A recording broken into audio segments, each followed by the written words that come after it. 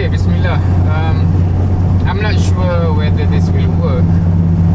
In particular, number one, the sound, whether my voice can be heard clearly.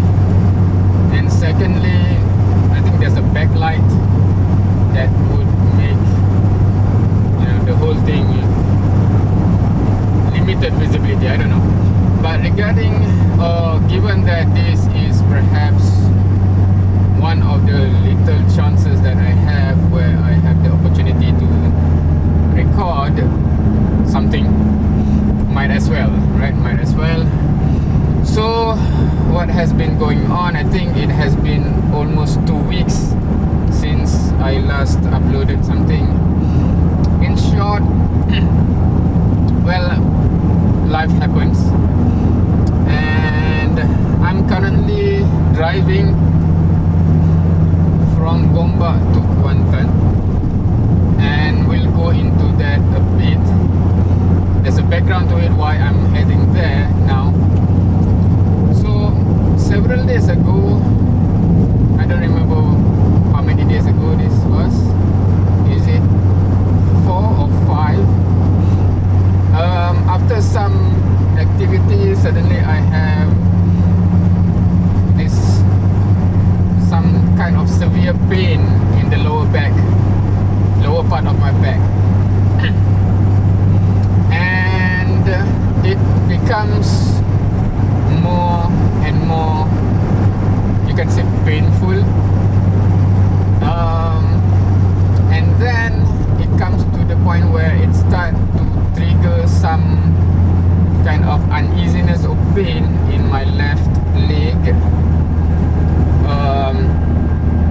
Some kind of a cramp, or I don't know, a spasm or something. Little by little, initially it caused some uneasiness when I do the daily prayer, the salat, where it's difficult to ruku' and sujood, to the level that at one point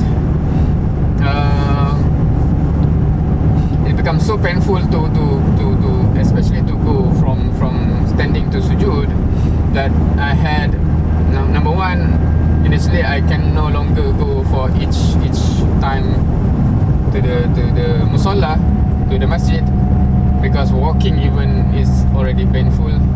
And then I had to perform salat or pray sitting down on a chair or a stool, because the movement is already too painful. And then I went to the clinic to see the doctor to see what's going on, and he did some diagnosis, I guess. So among them, I have to lay back on my back, and he asked me to lift my right leg to the maximum where I start to feel pain on the back of my thigh, right? And then try to do the same with the left leg. What start to become painful is not my thigh but my lower back. And he said, okay, interesting. And then several other tests where he put his hand to push down my knee. I have to lift my leg, right and left, and then on my feet I have to lift my feet, right and left. Of course it's different. And then he have some kind of like a sharp, I don't know, a pin or something, just to poke in my skin, on my hand. He said, do you feel this? Yes. On my other hand, on my right feet, and then on my left feet, I do not feel the same pain. So it seems like perhaps there's a nerve issue or something that affected my left leg. And a possibility that he says is a probable cause of this is perhaps the slip disc. But I have to actually go for an MRI test, to test for MRI to see what actually is going on for a proper diagnosis, right? Hence, this is me going to Kuantan to hopefully book an appointment for an MRI test, right? Hopefully next week, or no, 2 weeks from now, perhaps, inshallah. So that's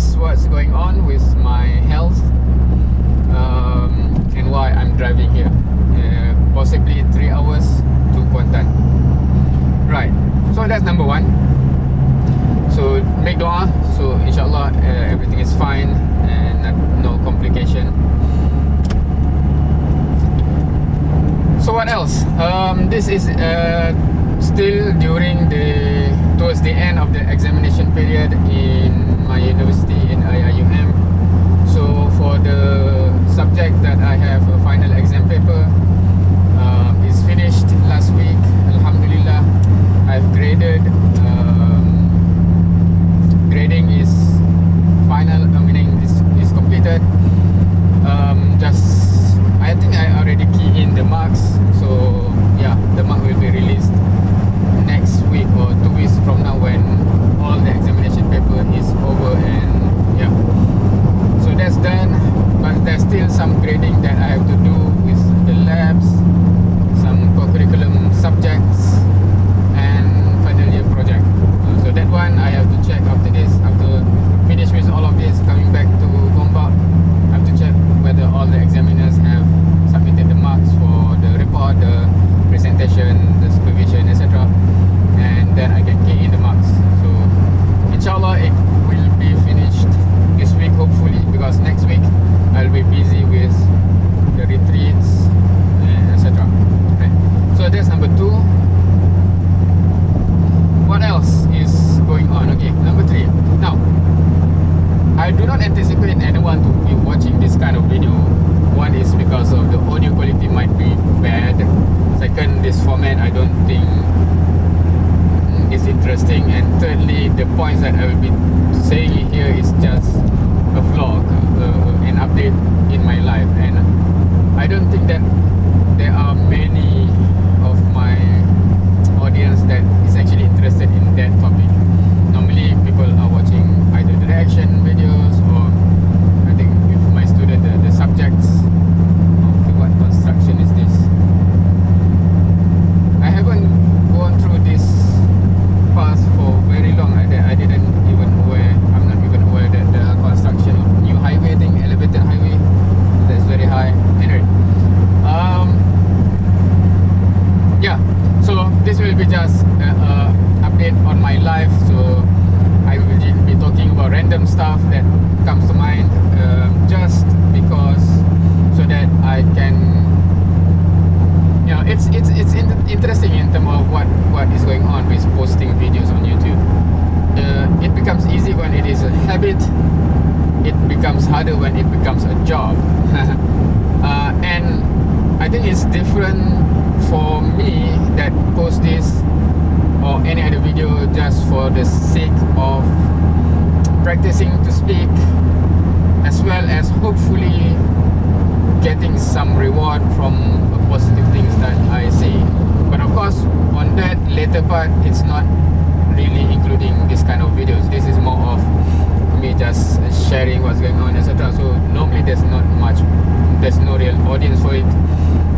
So I don't really mind in terms of editing, etc. And at least the benefit for me is it keeps the habit of posting alive, right? So at least it helps the other type of videos in that way or form or shape, right?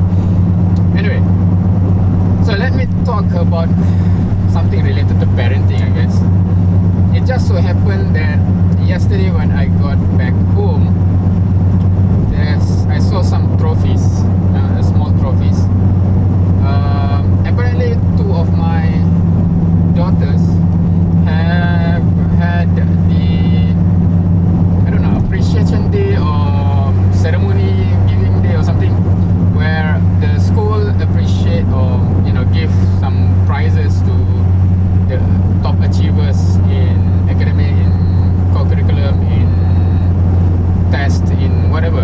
I'm not sure the whole category. So I have 2 daughters that is going to this school. So both of them went to this ceremony. Actually, okay, no. One of them went yesterday, and one of them reluctant and do not want to go. And that's something that perhaps, I hope she never watched my videos anyway, so I hope she will not watch this one, because I will be talking related to her and she will know it's about her, right? suddenly yesterday do not want me purposely do things so that when I'm about to send them to school, she'll be super late and she'll be like not moving, etc. So that okay, never mind, you just stay at home, right? So she purposely do not want to go to school yesterday. And apparently yesterday was the award ceremony something where the school calls the name of those achievers of whatever achievement, the highest to score in this subject overall, etc. The what they call the toko is what the representative or the exemplary example in this category, etc. Right? So it turns out that she do not want to go because she was selected as the best curriculum example in that year, right? In that batch, all the classes she's selected as that, right? And she have to go up to the stage for several times for having the highest mark in a specific subject, and then she was selected to be the best overall in curriculum, not overall basically, I think in curriculum, because in co-curriculum there's someone else from what I understand, but from curriculum perspective, right? I'm not sure what is the logical process behind it. Is it that because that kind of acknowledgement puts some pressure, or she do not feel that it suits her? I don't know why, but it turns out she do not want to go because she have to go up to the stage to receive that award and might as well sit at home, while the younger sister just went. And because the younger sister also have her own like awards that she had. And it is interesting because I remember last year the younger one is the one that conquered everything. Like when I still remember when I picked her up at the end of the school, and apparently that day I'm such a lousy parent. I don't even know what's going on with my what's going on in any particular day with my kids in the school. Suddenly, okay, so this is a award ceremony day or something, and she brings like I don't know 7-8 trophies, right? And what is this? This is highest in whatever, right? So why did you collect all of them? Don't you? I don't know why I asked it, but I asked it is in my mind, I guess. Why didn't you let some other kids have some or be the best at some of the subject? Why did you get everything? Not everything, but almost everything, right? Maybe she conquered everything. She get the best at every single subject, right? So it's like she brought off everything, right? And the older sister last time have a lot less in terms of the trophies, right? Now of course this is something new to me because growing up I never really is the focal point in that sense, right? Meaning that the best in this subject. Yeah, so and I'm not someone that actually put any pressure for my kids academically. Actually I'm quite bad in the sense that I don't even realize whenever my kids have an examination period. Suddenly even UPSR I didn't realize, you had UPSR today. I don't know if Malaysian watch this, you know what this is, right? Meaning that at the end of the primary school there's a big examination, and normally that examination is important for many parents because it can determine your opportunity to go for boarding school, etc., for your high school, right? For the secondary school. Okay, this is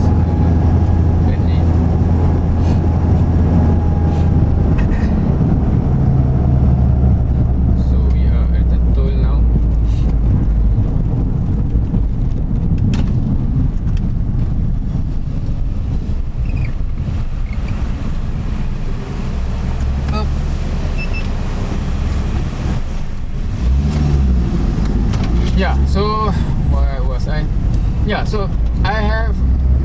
I don't know what's going on with me, that I become someone that is not really interested in academic achievement that much. I'm not sure what's going on with me. I really don't know, because I realized that because my first boy, my first son, is already in the university, right? Or in the matriculation or foundation, going into the university.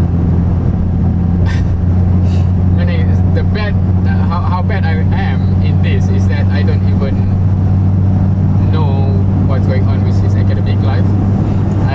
I don't even aware when he have the examination, the PT3, the SPM. I don't even, it's just, live your life. And now, not only that, how to say about this? Okay, growing up, I think I'm fortunate in the sense that my parent is not really pushing some form of pressure to achieve academic excellence that much. Meaning a direct pressure, no. But I still feel that I'm pressured because I know their hope. And even though they never directly pressure, right? Because I've seen videos or people sharing that when some Asian parents,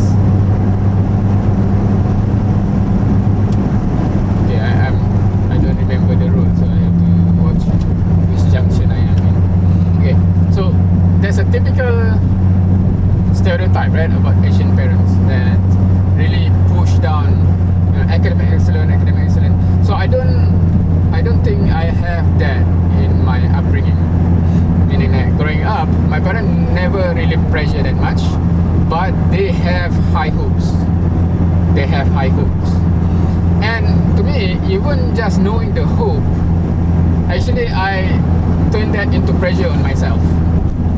I think that's why I don't even show my hope to my kids. I'm not sure whether this is good or not, but this is, I think, how it programs me, right? Because just my parent hoping becomes feeling pressure to achieve something. So I cannot even imagine anyone who have the same psychology as me. If they have parents that directly pressure, I don't think I'm going to be sane. I think I'm going to be insane if I have that kind of direct pressure. So just the fact that they hope, okay, hopefully you can reach this, all the best, that's already a pressure. Not they never like you have to. No. So I guess not only I do not put pressure, I do not even have hope on my kids, right? And I remember, now we are focusing on my first son before going back to my daughter, right? So when my first son was about to take his SPM, because this is an important exam actually, because with that you will apply to college or universities, and from academic and career future, normally this is something, a defining thing, right, in Malaysia. So of course I hope that he have at least a respectable result, so that the option of university, etc., whatever you want to do, is more wide open, right? So if you have good SPM certificate, normally your choices is more, and hence that tend to be good. Whichever, I do not push, okay, be a medical student, etc., right? But whichever you want to go, you want to pursue, if you have a better SPM, that opens more doors, generally speaking, right? So I just motivate. I still remember that I just motivate in offering a reward. I said, okay, so because this is already close to SPM actually, right? So it's not really a fair, but it's just a last minute offer, so that he push in the final months leading to the final the big exam. Okay, for every A that you get, profit A that you get, I said I offer you 100 ringgit, something like that, right? And in my mind I said, okay, if I ever offer him this, if he push and get like 4 or 5 A's, then I have to give 4 or 500 ringgit, right? So I think I can afford that. Fine, offer him. Little did I know that he went on to get 10 A's. And suddenly when the result comes in, my wife is okay, this is another thing. When the result comes out, the SPM result comes out, I don't even realize, I don't even care. And then my wife said, don't you know, don't you want to know what result you get? Oh, okay, yeah. What is the result? And my wife show, right? And then 10A and 1B, I think, right? Okay. Of course, that's good, right? Because he from 11 subject he get 10 A's. I think I don't remember about A plus or A, but I just remember the overall 10 A's. Some of it is A plus, something like that. So it's like suddenly, okay, 1,000 ringgit I have to find. So I don't know why I'm telling this. It's like, from if you get what I say, what I anticipate, I don't even, meaning that's how far off from knowing where my son is, in the sense that he is a 10A student material, but I just anticipate him to get 5, and I don't even push to get what, right? So that's interesting. So I think I'm not sure what is the long-term effect with my kids like this, but Alhamdulillah, even despite me being absent in their academic life, so he get 10 A's, and then now in the foundation, hopefully he's doing well, and I'm more concerned on the other aspect actually, right? I'm actually, okay, this one we'll talk about later. Now, I'm actually panicking and thinking a lot about his personal growth as a Muslim there. Like, because normally from my experience, the university life is the most defining moment as a person, as a Muslim. What more if you want to be a da'i, someone who give your life for da'wah, etc., right? So normally university life is a really defining moment, and that's my biggest hope for my son, right? Regardless of his career, his income, etc., inshallah I hope he'll be fine. But all of those, from my perspective, is meaningless if he's not really practicing Muslim, a da'i, someone who gives his life to really spread Islam, etc., etc. Hence, my concern is more on that one, right? But of course, وَابْتَغِي فِيمَا آتَاكَ اللَّهُ الدَّارَ الْآخِرَةَ وَلَا تَنْسَ نَصِيبَكَ مِنَ الدُّنْيَا. So of course, that is وَابْتَغِي فِيمَا آتَاكَ اللَّهُ الدَّارَ الْآخِرَةَ part, right? So I'm really concerned about that. But وَلَا تَنْسَ نَصِيبَكَ مِنَ الدُّنْيَا is really important as well. وَلَا تَنْسَ نَصِيبَكَ مِنَ الدُّنْيا. So I should actually be concerned as well. وَلَا تَنْسَ, do not forget, do not totally forget and put aside your nasib, your well-being in this dunya. So you have to have a good income, generally career, etc., to support, not just to support the akhirah, but also family life, well-being, etc., etc., right? So yeah, that's the thing, and hopefully inshallah, what he have, I think he should be doing fine in that regard, right? Because throughout his academic projection, I think that shouldn't be an issue, especially if he can maintain a good lifestyle. Because normally I think I just, before going here, I just have an appointment with a student, discuss what he's a first semester student in the university, and part of the mentorship program. So I'll ask him what is the transition like, because normally in the first semester in the university, I realized many students that used to be good student in school, a high achiever, suddenly going significantly down because of the lifestyle, the choice of friends, something like suddenly you play games 20 hours of the day, etc. That's normally the life choices and the lifestyle that start to affect students when they transition to the university in Malaysia, right? So he's doing fine, alhamdulillah. So that's my concern. If he continue to have good friends, good environment, it should be okay. Anyway, so what I'm talking about here is actually my approach, my parenting approach, I guess, in terms of academics. So that's my son. Going back to my daughter. So that's interesting as well. I think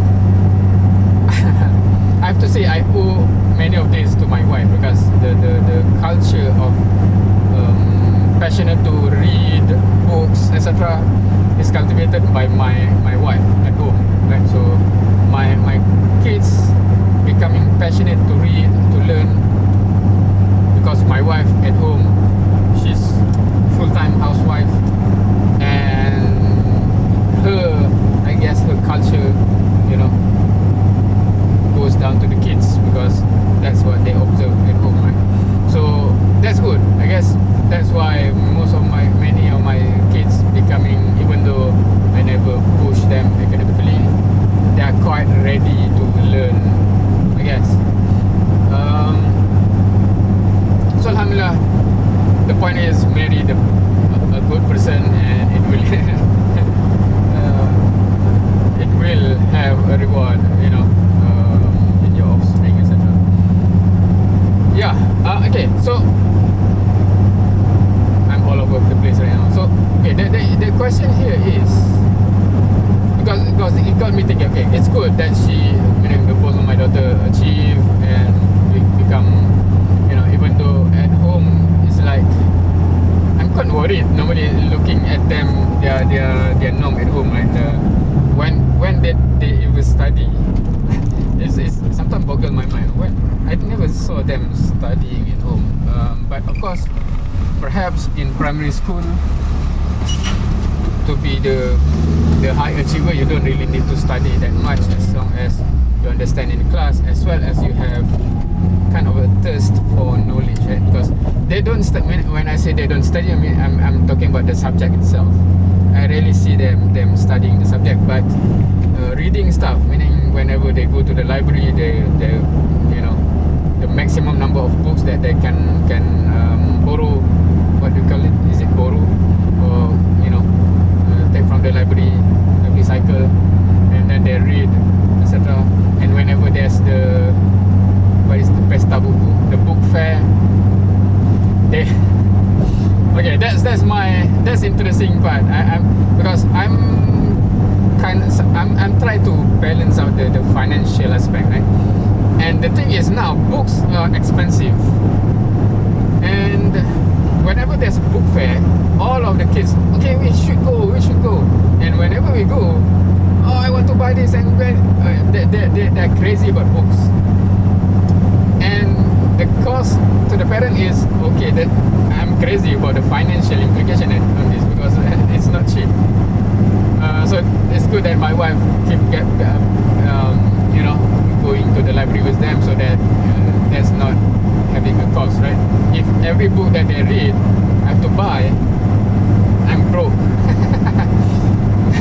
So fortunately there's a little bit, but even then they say that, I don't know whether they are already almost reading everything in the library, I don't know, because they say, but that, especially when they push to go to book fair, right?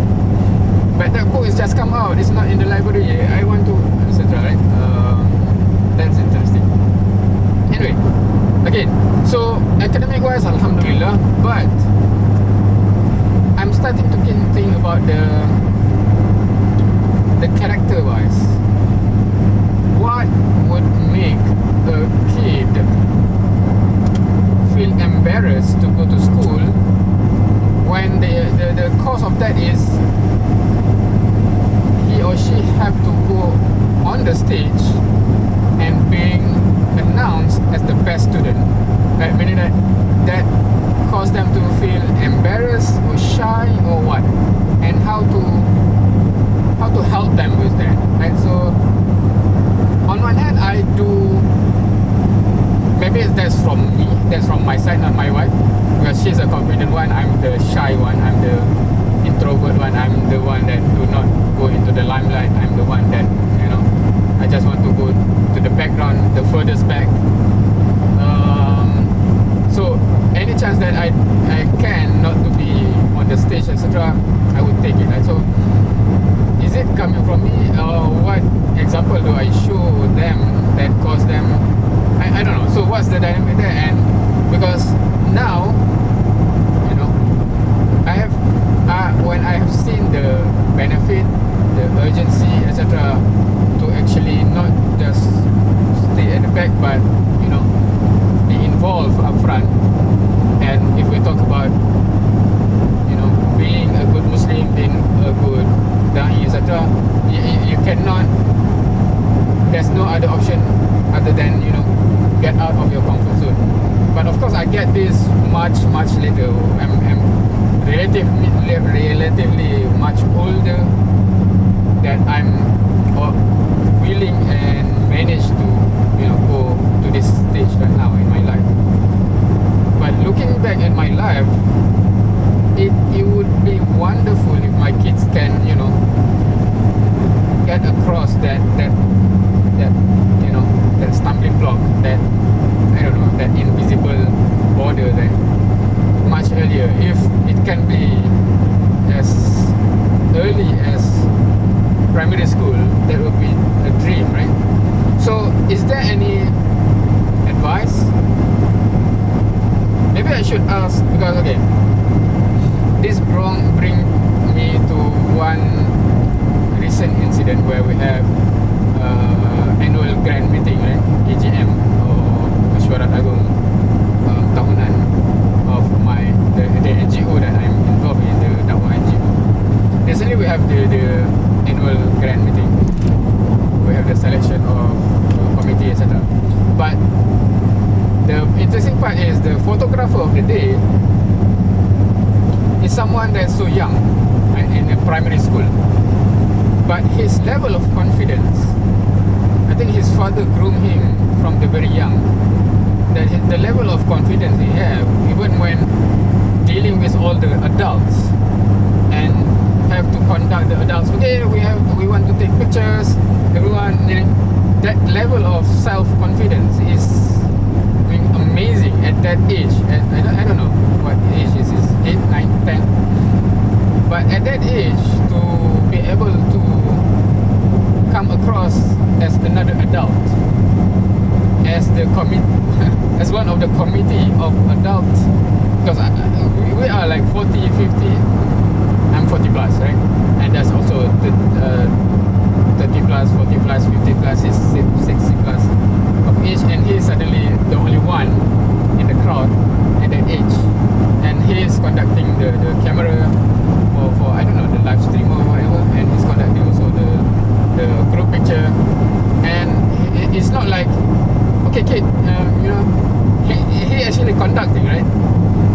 Okay, right. So of course, I think it I don't know. That's the interesting part, because when I observe him, I can see how his father molded him into that, right? Because for every activity that the father goes, he always bring him along, and not just to be the kid.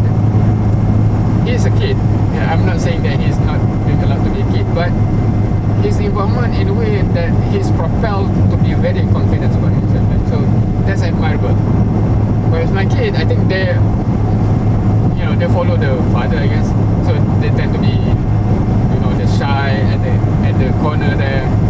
Not to the extreme of me back then, but still, when I look at it, like, right? On one hand, I can say that I turn out to be okay, so let them be, right? On the other hand, I'm just okay. I just turn out to be okay. It is bad. I mean, if they just turn out to be okay, wouldn't that be like a failure? Shouldn't they be great? Shouldn't I aim not for them to just be okay like me, but to be great? So that's some things that is, I'm trying to formulate what exactly is the outcome of this thinking. Yeah, anyone who have experience in that, or you know, you actually have experience experience in terms of how to shape, how to mold kids to be in a certain way, in a certain aspect, feel free to share. I'm interested to learn, I'm interested to improve, so that my kids can really be, you know, significant people that have great impact, and not just like me that have a mediocre impact in this world, right? Yeah. I hope. No, the thing is why I hope my kids do not watch this, because I think I'm fearing the implication of the burden, right? Because if you heard your parents saying something, even though not talking to you or talking among others, but you hear, oh, I hope my son, blah blah blah, right? From my perspective, I think that is such a pressure, because if I recall back after I graduated, after my undergrad, is it after or before? But my father already bring me to his university, because he have the vision and ambition that his kids will be with him at his university. Although us kids are of different engineering field, like he's a civil engineer, I'm mechanical, my sister is I guess bioscience, another sister actually is civil, same as him, another sister is, what was it, I don't remember, but a different field, right? But he have the ambition and hope that everyone will go and gather around in the same university, I don't know, and conquer the whole science engineering department or something. But everyone end up not going to the university. I have actually, when I graduated, my father already bring me to visit the labs. What turned me off? Okay, now I hope my father will not watch this. What turned me off or run away from that is whenever other professor saw me, saw us and saw me, and my father said, oh, this is my son, blah blah blah, there's that level of expectation because of him, because of how he is, how excellent he is in his field, how expert he is in the country in his field. And oh, the son of this professor, you do great in this lab, you will blah blah blah, right? Listen to that. Oh my god, this is such a big expectation, this is such a pressure. I run away to other university where no one knows my father, and I do not come with that, you know, the son of this, you you know, that I don't know about everyone else, but for me that is like a burden that I don't think I can live under. Hence, that's why I sometimes wonder what would it felt to be my kids. Of course, academically I'm not as excellent as my father, but on certain public sphere, for example, things like this, right? I do wonder whether, you know, if some seniors come to them, oh, the son of this, and then there would be certain expectation almost automatically, whether that would be too burdensome, because unlike my father, who doing basically much more things than myself, but not at the front, not as publicly, I would say, I guess.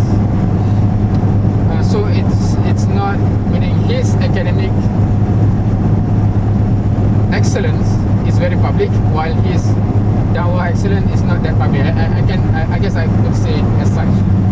So my burden from him is more of academic excellence burden. So from working, from career-wise, I run away from his shadow there.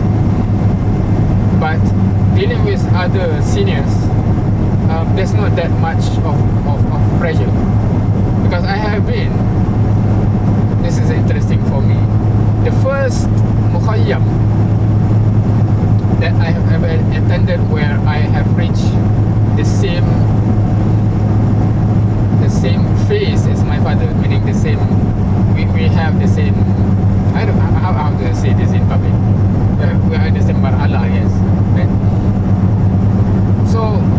in that Mukayam, me and my father is the same participant in that Mukayam, right? And many of the participants is in the age of my father, right? Because I'm the younger ones that reach that level, right? So it's interesting where that's intrinsic experience, but still, because from this domain, my father is not really a public figure, so quote unquote, or figure that is known as muwajjih, etc. So because I have some of the Mutarabi, the mentee, that is son of someone from that perspective, and we normally sometimes just joke around, right? Oh, this is the son of that, right? For example, like a son of a famous speaker, right? So the image of how powerful that speaker is somehow becomes a burden on him to live up to expectation, if you understand the burden when I'm talking about me, right? So I hope my kids will be alright in that sense. I don't know where is this going, but it reached to this point. I don't even remember what's the original point.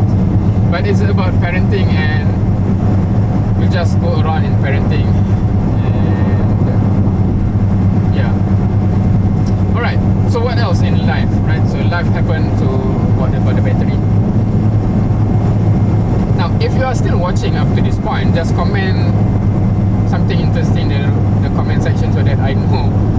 You just comment something interesting, maybe, so that I know actually someone actually watched until this point. I'm not sure why you still watch. Hopefully it has some meaning and benefit. I hope. I do not want to waste anyone's time, and then because if you put content, okay, there are many NAS, right? That makes me, and you should be also worried that if we put out a content that wastes people's time or so unbeneficial, or how to say, even worse, if it push people in the wrong direction. If okay, on the positive side, right? If it push people to do something positive, man sanna sunatan hasanah fa'amila biha. Right, so for whoever start a good, positive trend or positive sunnah or something as such, and people acted upon it, right? Do that sunnah, do that positive acts, etc. Right? We will have the ajr, the reward, exactly as the one that is doing, without reducing his reward, right? So meaning that when he's triggered to, oh, this video, this content push me to do this good, of course his action will give him his reward, but the one who triggered him to do it will get the same exact reward as well, without reducing any of his reward, right? So that's the prime motivation for us to put anything out, right? So hopefully it triggers people to do something, even though we don't know what has happened, right? But many, and hopefully many people acted upon it in good, all the reward will accumulate. But as the same hadith actually says, and who man sanatan sunatan sayyi'ah fa'umila biha, right? Whoever start a bad trend, a negative trend, and people acted upon it, follow the trend, acted upon it, etc. Meaning for the sin that they do, they will get, of course. And na'udzubillah, whoever started or triggering or start that trend will get the sin as well, without reducing their sin. So I do not want to put anything that is meaningless, total waste of time, etc. Hopefully there's some wisdom here somewhere, if anyone actually decide to still watching, right? And personally, I do think there are wisdoms from just sharing of stories of elders, because from me growing up, that's among the things that I like to listen to, just stories, because there are many wisdom that sometimes those people don't even realize this is beneficial for us. This is like, I never thought about it that way. I don't realize that is a big factor. I never think about it that way. I never thought of repairing as such, right? So any of those actually shaped me into, you know, considering things that I would otherwise wouldn't consider, etc. So I hope there are still some of those that is that kind of category, and hopefully I will be rewarded for sharing. Hopefully, because this is not planned. I don't even know where this is going, but it just go, right? So hopefully it's still beneficial for anyone who decide to watch, right? So we have talked about my update, my health situation, make dua that everything is okay actually. I hope can secure a date, appointment date for MRI, and hopefully nothing serious. I think afterwards, I mentioned about parenting, I guess. So make dua for me, all my kids. Waj'alna lil muttaqina imama. Hopefully that aspiration they hope becomes a reality for me and for you as well, right? Because in that dua, which is interesting, right? That dua, Rabbana hab lana min azwajina wa zurriyyatina qurrata a'yun waj'alna lil muttaqina imama. So I once asked one of my mentee, right? What actually are we asking in that dua? Rabbana hab lana min azwajina. Okay, that's quite straightforward. We want our spouse to be, you know, something that is, you know, pleasant for us. You know, we become calm and what's the word in English? You know, sakina, mawadda, etc. With the spouse, right? Rabbana hab lana min azwajina wa zurriyyatina, and our zuriyat as well, our sons, our daughters also, you know, we become calm, we become happy when we see them. Wazuriyatu qurrata a'yun waja'alna lil muttaqina imam, and make us, meaning me, my spouse, my kids, lil muttaqina imam. So that's interesting doa. Waja'alna lil muttaqina imam. So make us the leaders of the believers. Muttaqin is not just believers, right? It's not mu'min. Muttaqin, those God-conscious people, God-fearing people, meaning, you know, the believers of higher class, right? Basically. So we make dua that we becomes the leaders of those kind of, meaning we should be top tier of those category to lead them, right? So meaning essentially we make dua, we really want to be among the muttaqin, not just among the muttaqin, the leaders of them, right? Imam, right? So that's interesting doa. And realizing that so this goes back in terms of our hope for ourselves, for our spouse, and our kids. We don't aim to be just a follower of the believers, right? We aim to be the leaders of the believers. And this relates to my hope for my kids, right? Meaning that I don't want them to be just okay like me. I want to be excellent, a leader of the believers, right? How do I do that? How do I prepare them? Have I done enough? And of course, that's the past, right? What else should I do going forward, right? So that's the thing. And for those, if you somehow watching this, you're not yet married, flat out I would say the most important thing to begin with before we can say about anything else, make sure the selection of spouse, selection of wife or husband is all out tip top, because we cannot say anything about what the remaining if that one is not really, you know, top tier preparation and selection process. Right, so from my experience, alhamdulillah,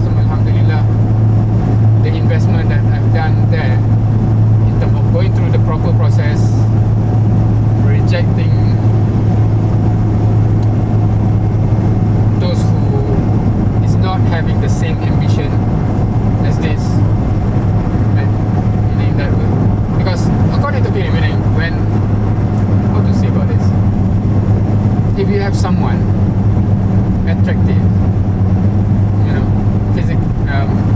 worldly aspect, you know, check all the box.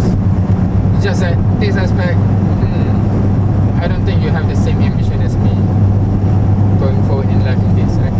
So sometimes it's actually, I said an investment many times, because it's a decision that's not easy for everyone unless they are so passionate. I still want this one.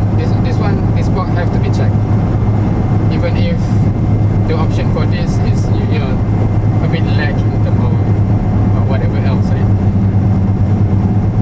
So that paid off handsomely, because you know you can see the kids, the environment of the house, etc.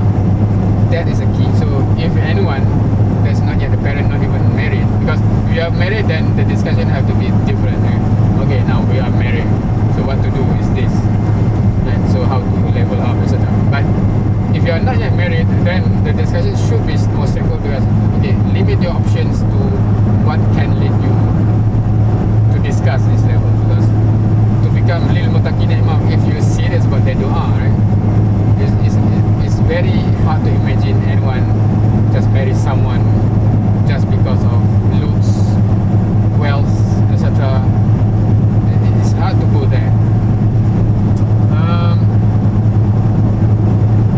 Yeah, so that's a reminder for those who are not yet married, right?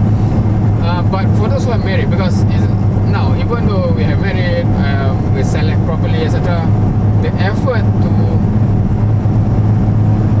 train your kids is a challenge. It's not 1 year process, 2 years, it's 20 years. Now my eldest son is, I think, 20, right?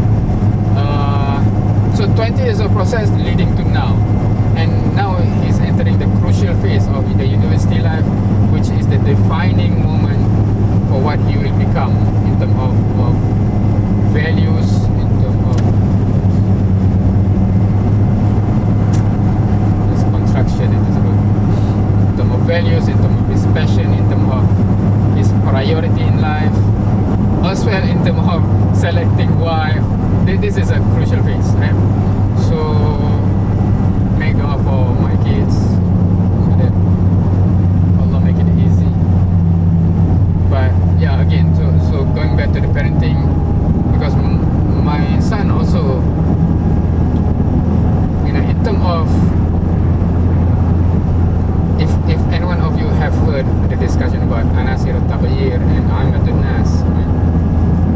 So he's like me at this age of, is Ahmadun Nas. It's like a follower. It's like the one being influenced by friends, rather than the influencer in the group of friends, rather than the pace setter and the trend setter is following the trend.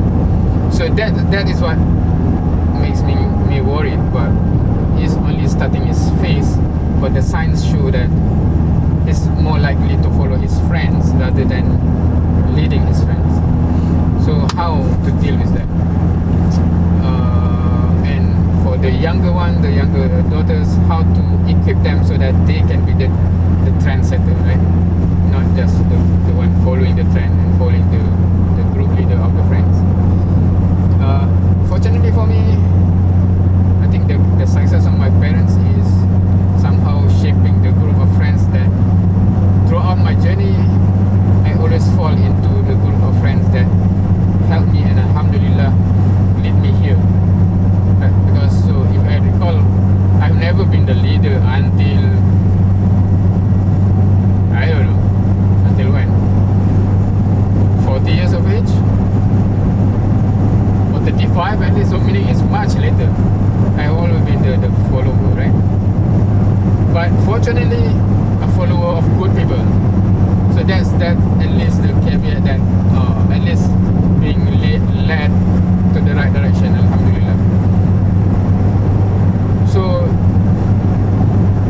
yeah, my dua right now is hopefully the group of friends, and I hope those you know du'at in that university do what they want, they can, as best as they can, you know, to be around my son, right? So that's another thing. Okay, maybe we shift there. I don't know what this has become, but now we shift there. I have in my university some request, some hope from other seniors that have their son going to this particular university. Okay, please, I know you are doing work, etc. Then take care of my son as well. Now, I know the challenges, meaning that, okay, in terms of my intention, yes, of course, I want to really help my brothers out, because I know for sure, I wish my son is taken care there in terms of his trajectory, etc. Right? So he should be surrounded by that. Right? But knowing the challenges, because I have many cases where, okay, there are cases where when I approach and they are receptive, they do not have other friends to begin with, so okay, then I can lead them. While there are cases as well, they already have their cliques, etc. So it's like it's competing, right? And then unfortunately I do not know how to maneuver. So knowing and understanding that, that's where the fear, I guess, comes when I'm thinking about my kids, because I know even if the brothers and sisters there make an effort, there are other factors as well, especially if our kids already have, na'udzubillah, close friends that is not helpful, you know, and they already bonded strongly and they have their own culture already, right? So that's very tough, because if I really want to help the brother out and really get to the son, for example, I have to go all out of my way and really, and I'm not saying that I do not want to do that, but because we are taking care of like hundreds of other mentees, right? So if in isolation, it's quite easy to say, why are you not, pushing, giving my all here? But it's not in isolation, because that request, that case come in when we already are so busy with this kid, everything, you know. So that's where the challenge is, because in all this, I'm already occupied with all of this. If someone comes in and I just add on another one that I focus on, and he's receptive from the beginning, fine, alhamdulillah, let's move on. But when, if I really want him, I actually to focus on him a lot, but in this current setup, it's almost not possible, because, I'm already taking care of like many others, right? So that's the challenge that I understand as well.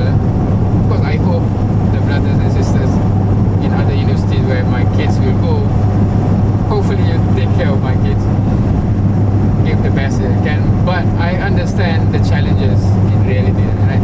It's not yet taking into account everyone have their own business with their family, with their career, etc. So meaning I'm also a busy man in terms of career, in terms of family, etc. So all the remaining time I allocated for this, and now I have to take care of a lot of things. So when a hope comes in and to fit in, it is very challenging. So I understand that. So yeah, what's the conclusion? I do not know.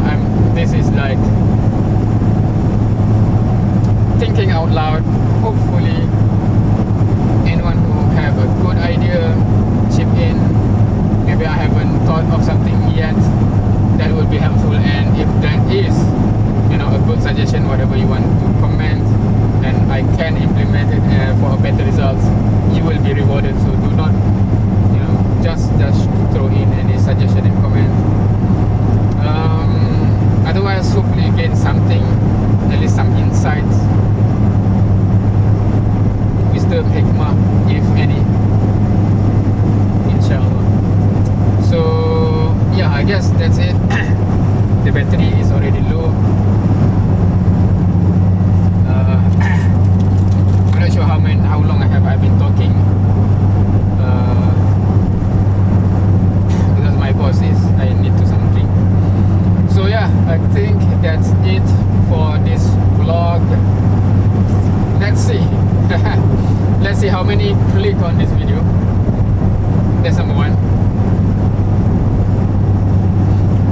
will be the thumbnail. I don't know. And how many watch beyond the first 1 or 2 minutes, because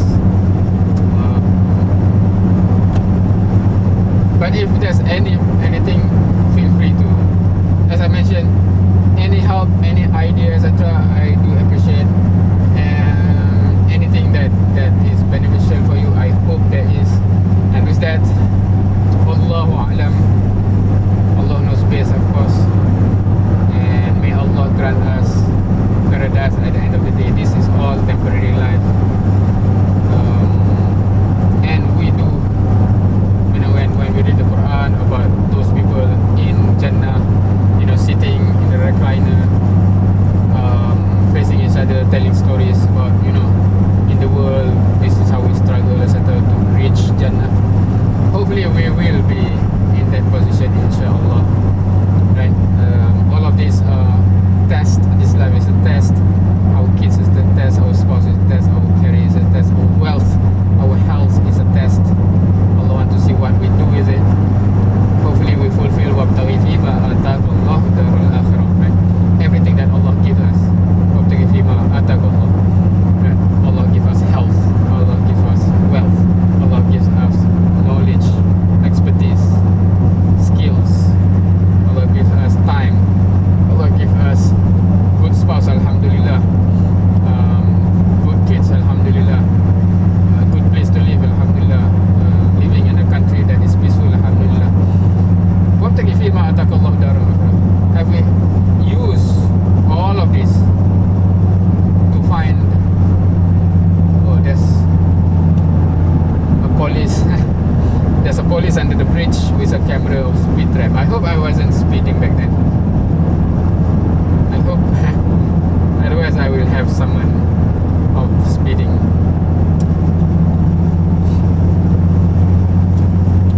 What else? Okay, yeah. Hopefully Allah grants us all of those, inshallah. Make dua for me, and I make dua for any